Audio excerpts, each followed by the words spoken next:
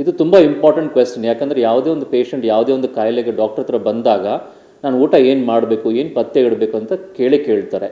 So ಇದಕ್ಕೆ ನಾವು ಏನು ರೀಸನ್ ಹೇಳ್ತೀವಿ ಅಂತ ಹೇಳಿದ್ರೆ, ಸ್ಟ್ರೋಕ್ ಆಗಲಿಕ್ಕೆ ಏನು ಕಾರಣ ಅಂತ ಕಂಡುಹಿಡ್ಕೋಬೇಕು.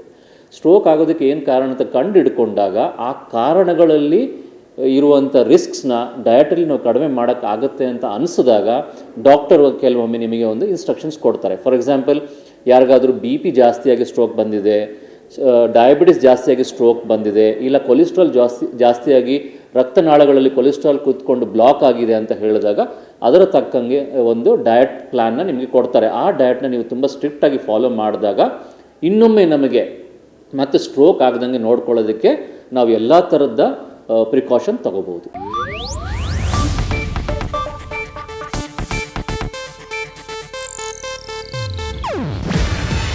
ಇದು ಏಷ್ಯಾನೆಟ್ ನ್ಯೂಸ್ ನೆಟ್ವರ್ಕ್ ಪ್ರಸ್ತುತಿ.